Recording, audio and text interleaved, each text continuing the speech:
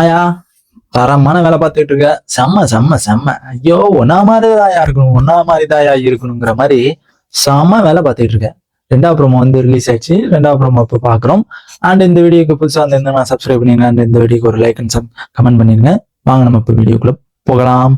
என்ன நடந்துச்சுன்னா, ஐயோ டைட்டில் போன வாரம் ஃபுல்லா சொல்லிட்டு இருந்தவங்க அப்படியே எங்கேஜ் ஆயிட்டாங்க.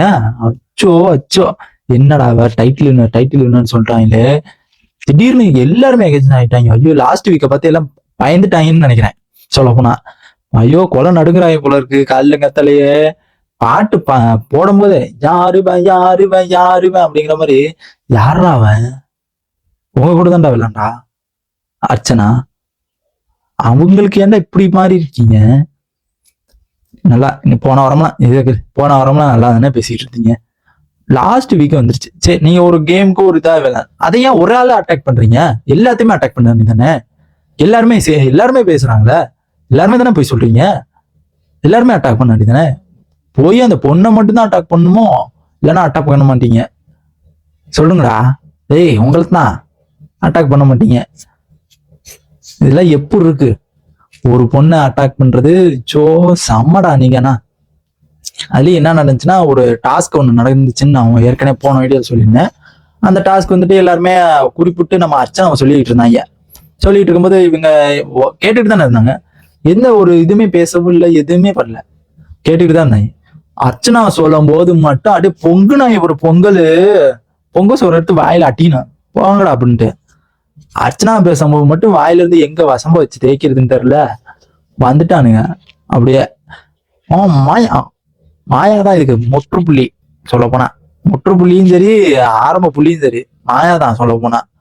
அவன் மாயா இல்லைன்னா இங்க பாயாவே இல்லை.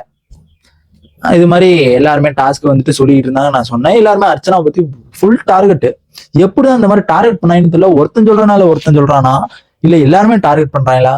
அப்பா செம டைட்டில் வின்னர் ஆக்க கூடாதுன்னு முடிவு பண்ணிட்டீங்க சொல்ல போனா. பண்ணிட்டாங்க. இந்த விஜய் டிவி இருக்காங்க பாரு, அவங்கள மாதிரிலாம் இருக்கவே முடியாதா சாமி அப்படிங்கிற மாதிரி அழகா டார்கெட் பண்ணி அர்ச்சனாவுக்கு அந்த டைட்டில் வின்னர் இல்லாம பண்ணிட்டீங்கல்ல. அதுதான் உங்களுக்கு ஒண்ணு அந்த வேதனைகள். அதுலயும் அந்த பொண்ணு வந்துட்டு அவங்கவுங்க கருத்தை சொல்லிட்டு இருக்கு. சொல்லும் போது நம்ம தினேஷ் பொங்கி இருந்தாப்புல. இவர் வந்துட்டு சொல்லும் போது அவங்க வந்துட்டு அந்த இதுல சொல்லும் போது எல்லாருமே எந்திரிச்சு சொல்லுவாங்களாம், அவங்கெல்லாம் ஆர்கனைஸ் பண்ணக்கூடாது அப்படின்னு சொல்லுவாங்க. நான் பேசும்போது யாரும் பேசாதீங்க அப்படிங்கிற மாதிரி நம்ம அர்ச்சனா சொல்லுவாங்க. அதுக்கு வந்துட்டு நீங்க பேசுங்க, நான் இதுல நான் சொல்லத்தான் செய்வேன். முன்னாடி மாயா பேசும்போது தினேஷ் நம்ம விஷ்ணு ப்ரோ கேட்டப்ப அப்ப சொல்ல வேண்டியதானே நீ? மாயா எப்படி கேட்டுச்சு?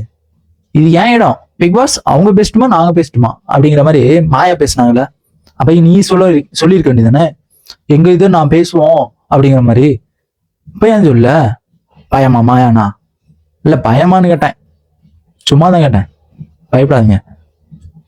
அதுக்கப்புறம் நம்ம விஜய் ப்ரோ எதுக்கு நில சத்தியமா சொல்றேன், நீ இருக்கதே நீ வேஸ்ட், இருக்கதே வேஸ்ட்.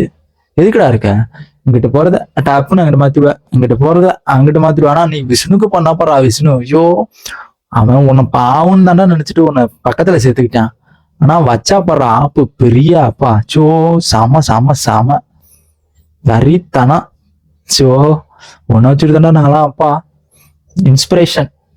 இங்கிட்ட போடுறதா அங்கிட்ட போடுற செம. வேற லெவலியா விஜய். எல்லாம் டார்கெட் பண்றாங்க, நல்லா டார்கெட் பண்றாங்க. அர்ச்சனாவுக்கு டைட்டில் கிடைக்க கூடாதுன்னு பாக்குறேன். எவ்வளவு நாள் தான் இந்த வாரத்துல நான் பாக்குறேன்.